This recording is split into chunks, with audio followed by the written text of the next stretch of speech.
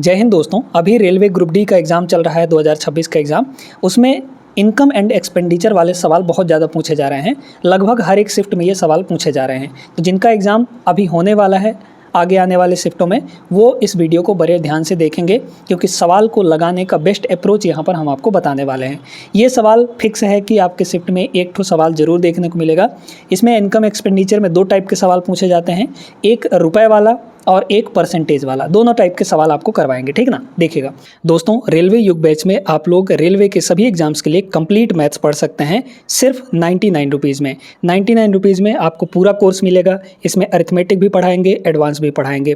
आप अगर ज्वाइन करना चाहते हैं इस बैच को तो हमारे दिए गए व्हाट्सअप नंबर पर कॉन्टैक्ट करिए। बैच के बारे में पूरी जानकारी आपको व्हाट्सअप पर प्रोवाइड कर दी जाएगी। कैसे आपको ज्वाइन करना है, कैसे कहाँ क्या पेमेंट करना है, पूरा प्रोसीजर बता दिया जाएगा। और 15 अगस्त 2026 से एक नया बैच स्टार्ट हो रहा है, अल्टीमेट रिवीजन बैच। इस बैच में हम आपको आदित्य रंजन सर के रेलवे गणित बुक जो 3rd एडिशन आई है उसका कंप्लीट सॉल्यूशन इस बैच के अंदर करवाएंगे। अगर आप ज्वाइन करना चाहते हैं तो हमारे दिए गए व्हाट्सएप नंबर पर कांटेक्ट करिए। बैच की पूरी डिटेल मिल जाएगी और सारा प्रोसीजर आपको बता दिया जाएगा। तो पहला सवाल अपने पास ये है, रमन की आय जो है कितनी है? 50,400 रुपये है। वह अपनी इनकम का 7.5% बचाता है। यदि उसकी आय में 26% और व्यय में 45% की वृद्धि होती है तो उसकी बचत में कितने रुपए की कमी या वृद्धि होगी? रुपए दिया गया है और यहीं पे आपको ये भी पूछा जा सकता है कि कितने परसेंट की कमी या वृद्धि होगी। तो परसेंट वाला बाद में बताएंगे, पहले रुपए वाला सीख लेते हैं, है ना। यहाँ पे आपको बचत दिया है, बचत में कितने रुपए की वृद्धि होगी। तो बचत में जो वृद्धि या कमी होगी वो हमारे इनकम का ही कुछ परसेंट होगा। इनकम हमारा कितना है, ये वाला है, इसी का कुछ परसेंट हो जाएगा, यानी कि 50,400 का। पहला मेथड बता रहे हैं, इसके बाद दूसरा मेथड भी बताएंगे। 50,400 का कुछ परसेंट होगा यहाँ पे। मान लीजिए कि ये सेविंग जो है वो 50,400 का कुछ परसेंट यहाँ पर हो जाएगा। अब सिंपल सी बात ये है कि इस नंबर में आप एक ऐसा यूनिक नंबर ढूंढिए जो 100 से ना कटे, है ना, 100 से ना कटे। तो इस संख्या को अगर आप देखेंगे तो 5, 4, 9, इसका डिजिटल सम कितना आ रहा है? 9 के बराबर आ रहा है, यानी ये संख्या 9 से कटने वाली है। तो 9 का मल्टीपल है ये, तो 9 का मल्टीपल हमारा सेविंग भी आएगा, यानी सेविंग में चेंज भी आएगा। 9 का मल्टीपल ये, तो 9 का मल्टीपल आप यहाँ पे चेक कर लीजिए कौन सा ऑप्शन है 9 का मल्टीपल, 9 से कटने वाला, वही आपका आंसर हो जाएगा, ठीक ना। तो देखिए 8, 7, 15, फिर 7, 8, 15, 15, 30 हो गया और 30 आपका 9 से नहीं कटता, ये ऑप्शन नहीं होगा आंसर। डिविजिबिलिटी रूल से कर रहे हैं। फिर 8, 8, 16, 16 और 7, 23 हो जाएगा, ये संख्या भी 9 से नहीं कटेगा। 8, 7, 15, 15 और 12, 27 हो जाएगा, है ना। तो 27 9 से कट जाता है, तो ये ऑप्शन हो सकता है। इसको भी चेक करना है आपको। 8, 7, 15, 15 और 9, 15 और 9 कितना हो जाएगा? 24 हो जाएगा और 24 9 से नहीं कटता है, यानी 9 का मल्टीपल सिर्फ एक ही ऑप्शन है, ऑप्शन नंबर सी इसका करेक्ट आंसर हो जाएगा। अब मान लीजिए अगर आपको 2 ऑप्शन या 3 ऑप्शन में 9 का मल्टीपल दे देता तो आप क्या करते?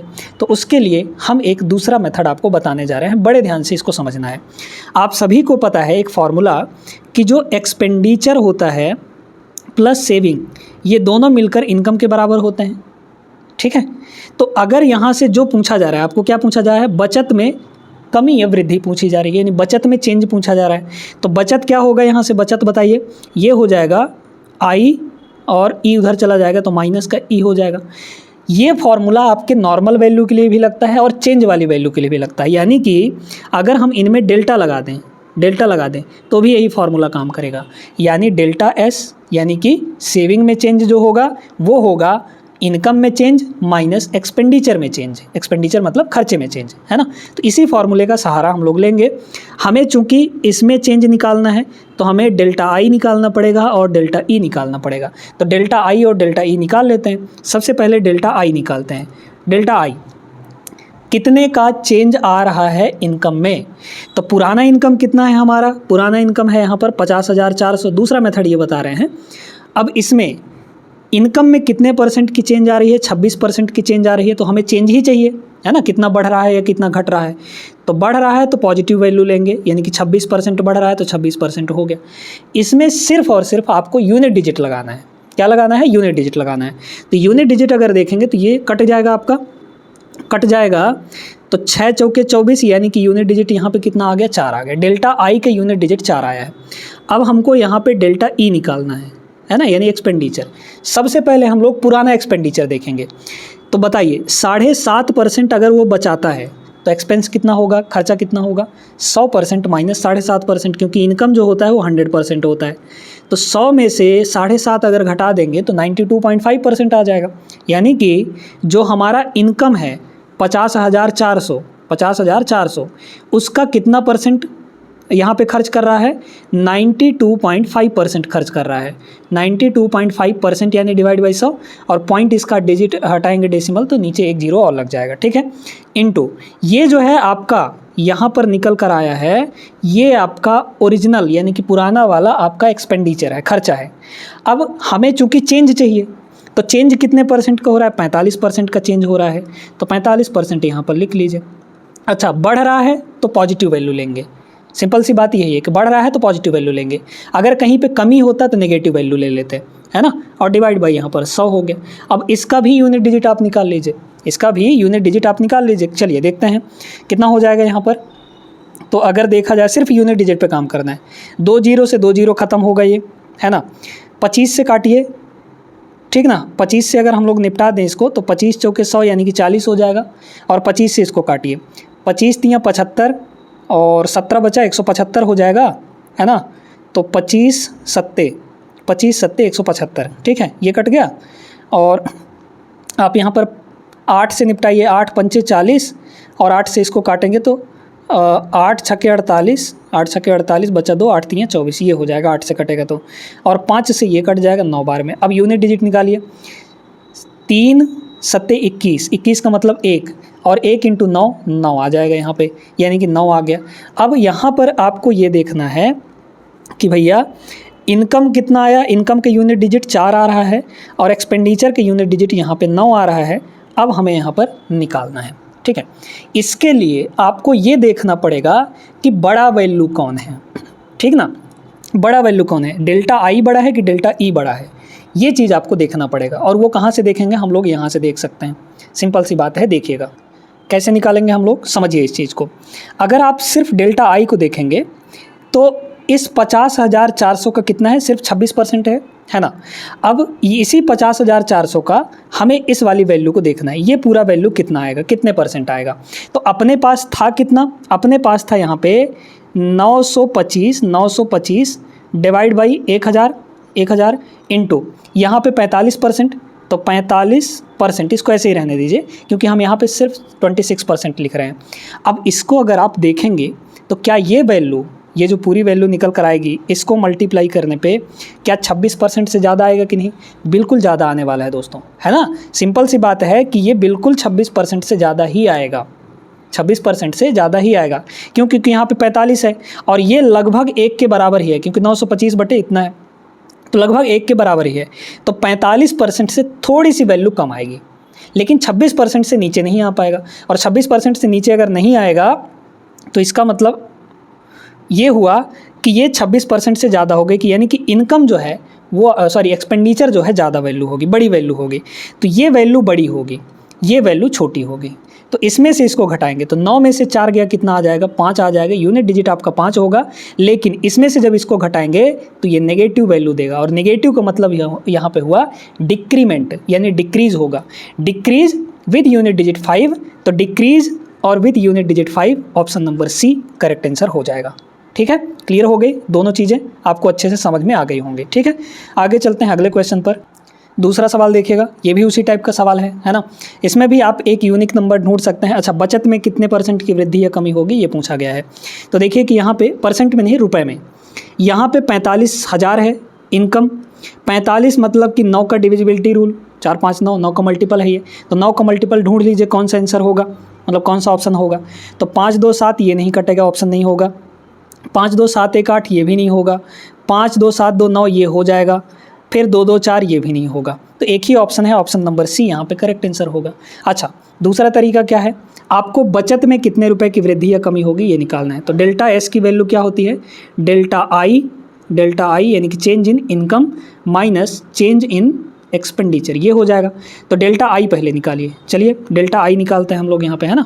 डेल्टा आई, तो इनकम कितना है 45,000, 45,000, इसका कितना परसेंट, देखिए इनकम में कितने की चेंज हुई, 18% की वृद्धि हो रही है, तो ये 18% यानी डिवाइड बाय 100 हो जाएगा। इन यूनिट डिजिट कितना आ गया, इसका 0 आ गया, तो इसका यूनिट डिजिट यहाँ पर 0 होगा। फिर माइनस, अब देखना है इसको डेल्टा ई कितना होगा, तो डेल्टा ई हम लोग यहाँ पे देख लेते हैं। हमें पुराना एक्सपेंडिचर लिखना है, पुराना वाला एक्सपेंडिचर है ना, इसको थोड़ा इधर लिखते हैं, डेल्टा ई पुराना वाला एक्सपेंडिचर कितना होगा।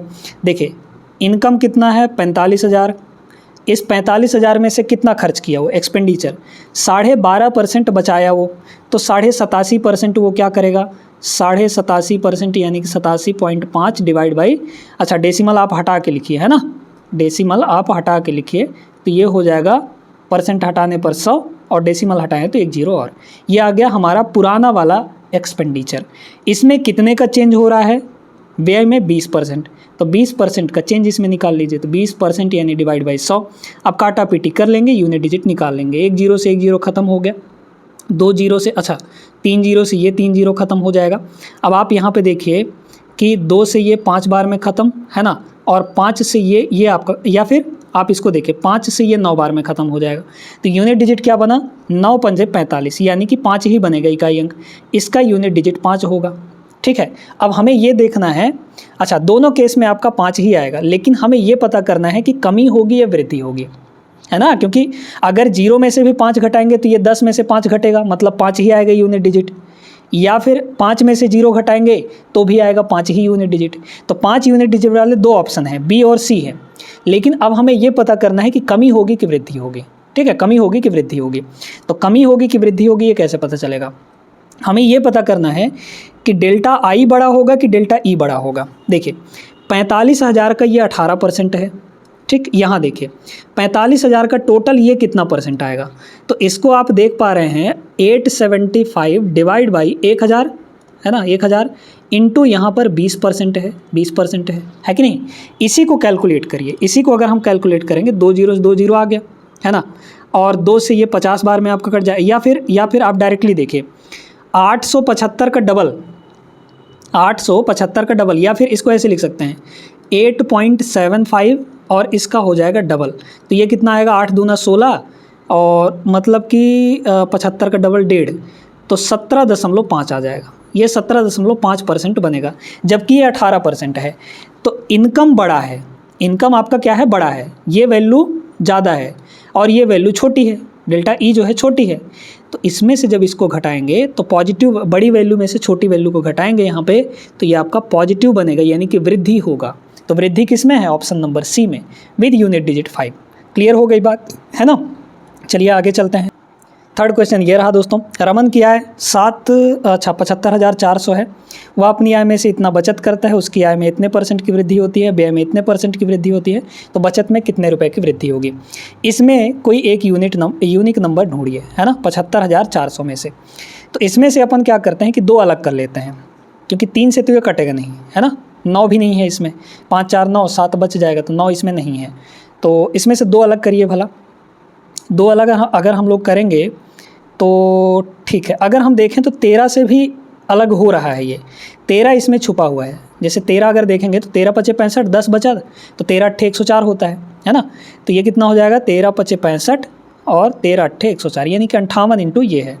अच्छा 58 में भी आप देख सकते हैं कि 2 और 29 है, तो हम दोनों का डिविजिबिलिटी रूल लगा सकते हैं। यूनिक कौन है, यूनिक नंबर 13 और 29, ठीक है, तो 13 का डिविजिबिलिटी रूल चेक कर लीजिए, 13 से कटने वाला कोई नंबर है कि नहीं, या फिर 29 से चेक कर लीजिए, 29 का तो पता ही है। 29 को हम अपन लोग क्या लिख सकते हैं, क्योंकि यूनिट डिजिट में 9 या 1 होता है, तो उसको हम लोग 10n प्लस या -1 के फॉर्म में लिख सकते हैं। तो ये 30 से 1 कम है, तो इसको लिखेंगे 30 - 1, ऐसे लिखेंगे। हमें जो सीड नंबर पता चला वो 3 है, यहाँ पे इस 3 का उपयोग करेंगे। 3 का उपयोग का क्या मतलब हुआ, यूनिट डिजिट को 3 से मल्टीप्लाई करना है और पीछे वाले नंबर्स में जोड़ देना है। जैसे हमारे पास ये है, कौन है 8867, ये है। अब 29 है तो मतलब 3 से मल्टीप्लाई करेंगे, इसको 3 से मल्टीप्लाई करिए 7 को, तो 3 7 21, 21 इसमें क्या करेंगे जोड़ लेंगे, क्योंकि यहाँ पे घटाना हो रहा है। -1 होगा तो यहाँ पे जोड़ेंगे यूनिट डिजिट में मल्टीप्लाई करके सीड नंबर को, और अगर यहाँ +1 होता तो इसमें घटाते, पीछे वाले नंबर्स में, ठीक ना। इसको जोड़ेंगे तो ये हो जाएगा 7, 8 2 10, 907 आ गया। अब फिर से वही प्रक्रिया दोहराइए, इसमें 3 से मल्टीप्लाई करके इसमें जोड़ लेंगे तो 7 3 21, इसमें जोड़ लेंगे तो 1 हो जाएगा और 111 हो गया। तो 111 जो है आपको 29 से कभी नहीं कटता, इसका मतलब ये ऑप्शन 29 से नहीं कटेगा। इसको भी चेक करेंगे अगर, तो इसको क्या डायरेक्टली चेक कर सकते हैं हम लोग यहाँ पे डायरेक्टली, 29 3 तो 87 होता है भाई साहब, या फिर मल्टीप्लाई ही कर लीजिए 8 6 7 है ना, 8 6 7, 0 से कोई मतलब नहीं है क्योंकि 0 से ही 3 को मल्टीप्लाई करेंगे तो 0 ही रहेगा। अच्छा इसको 3 से मल्टीप्लाई करिए तो 21 होगा, 21 इसमें जोड़िए कितना हुआ 7 और 8 2 10, 107। क्या 29 107 कटेगा 29 से? नहीं कट पाएगा, है ना, तो ये ऑप्शन भी नहीं होगा। ऐसे इसको अगर चेक करें हम लोग तो ये भी नहीं कटेगा, क्योंकि ठीक है चलिए इसको भी चेक कर लेते हैं ना। तो 8 6 7 1, 3 से मल्टीप्लाई करिए और इसमें जोड़ लीजिए, तो 1 को 3 से मल्टीप्लाई करेंगे 3 ही होगा, यहाँ पे जोड़िए तो 10 और यहाँ पे 1 आ जाएगा 7, ये आ जाएगा 87। अच्छा 29 3 87 होता है तो ये संख्या 29 से कट जाएगा, तो ये ऑप्शन हो सकता है, इसको भी चेक करना ज़रूरी है। तो हमारे पास है 8 6 6 है ना, इसको 3 से मल्टीप्लाई करिए तो 18 होगा, 18 इसमें जोड़ लीजिए तो 8 6 14, 6 1 7 1 8 और यहाँ पर 8, इसको भी 3 से मल्टीप्लाई करिए तो यहाँ पे 12 होगा, 12 इसमें जोड़ लीजिए, ठीक है। तो 8 2 10, 1 आ जाएगा और 9 1 10, सॉरी 8 1 9 1 10, यानी कि 100 आएगा, है ना। तो 100 तो 29 से नहीं कटता है, इसका मतलब ये ऑप्शन भी नहीं होगा। 29 से कटने वाला सिर्फ एक ही ऑप्शन है, ऑप्शन नंबर सी यहाँ पर करेक्ट आंसर हो जाएगा। डिविजिबिलिटी रूल से इस टाइप के सवाल बड़े आराम से बन जा रहे हैं दोस्तों, है ना। आगे चलिए इस सवाल को देखते हैं। आय और व्यय का अनुपात 6 और 5 है, ठीक है। आय में 40% की वृद्धि होती है, व्यय में 20% की कमी होती है, प्रारंभिक व्यय प्रारंभिक खर्चा जो है इतना है ना, अंतिम बचत कितना होगा। तो इसमें आप देखिए कि कौन यूनिक नंबर है, ये 4,50,000 है, मतलब 45 है इसमें, यानी कि 9 है, तो 9 का मल्टीपल देख लीजिए। 9 कट गया 3 नहीं कटेगा, ये ऑप्शन नहीं हो सकता। यहाँ देखिए 9 कट गया 6 3 9 भी कट जाएगा, ये ऑप्शन हो सकता है। 8 3 11 4 15, 9 से नहीं कटेगा। 9 कट गया 6 3 9 कट गया, 3 बचा है, नहीं कटेगा 9 से। एक ही ऑप्शन है, ऑप्शन नंबर बी यहाँ पे करेक्ट आंसर हो जाएगा, ठीक है ना। समझ में आ गया होगा कैसे आपको लगाना है, एक यूनिक नंबर ढूंढ के और डिविजिबिलिटी रूल देख के लगा लेनी है। क्लियर है बात, सभी को अच्छे से समझ में आ गया होगा। चलिए ये सवाल देखते हैं। अब इसमें परसेंटेज वाला है ना। एक आदमी अपनी आय का 70% खर्च करता है, उसकी आय में 15% और व्यय में 10% की वृद्धि होती है, तो उसके बचत में कितने % की वृद्धि होगी। अभी तक रुपए में पूछा जा रहा था, अब परसेंटेज में पूछा जा रहा है।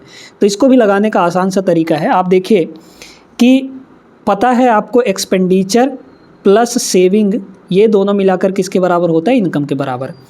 अगर 100% हमारा या फिर अपनी आय का बोला है ना 70% खर्च करता है, तो इस 70% को फ्रैक्शन में बदलिए 7/10 होगा। आय का बोला है तो आय नीचे होगा, यानी ये इनकम है तो इनकम 10 है, और खर्च करता है यानी कि ये आपका एक्सपेंडिचर है। 10 में से 7 रुपया खर्चा, 10 में से 7 रुपया खर्चा, तो बचाया कितना 3 रुपये सिर्फ, क्योंकि 7 + 3 ये मिलाकर ही ना 10 होगा। अब आय में 15% बढ़ा, इनकम में 15% बढ़ गया, ठीक है। बढ़ने को प्लस लिखेंगे और घटने को माइनस में लिखेंगे, याद रखिएगा ये चीज़। व्यय में यानी खर्चे में यहाँ पर आपका 10% बढ़ रहा है, यहाँ पे भी बढ़ रहा है। आपको पूछा गया बचत में कितना बढ़ेगा, मान लीजिए x बढ़ेगा। अब सीधे सीधे मल्टीप्लाई कर देना है, इन दोनों की मल्टीप्लाई 10 7 70% आ जाएगा, इन दोनों की मल्टीप्लाई 3x आ जाएगा, इज इक्वल टू यहाँ पे कितना आएगा 150, वो भी पॉजिटिव का, तो 150% ये हो गया। यानी कि जो 3x की वैल्यू है वो कितनी आ गई, 150 में से 70 घटा देंगे तो 80% आ जाएगा, है ना। 150 - 70 तो 80% आ गया, यानी x की वैल्यू कितनी होगी यहाँ से निकाल लीजिए बस, ठीक है ना।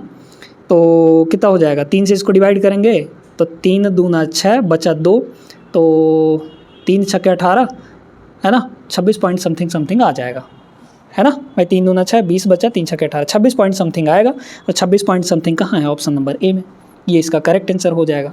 तो इसको लगाने की ये सबसे बेस्ट तरीका है, बाकी आप एलिगेशन से भी लगा सकते हैं और जैसा मेथड वगैरह है उससे भी लगा सकते हैं।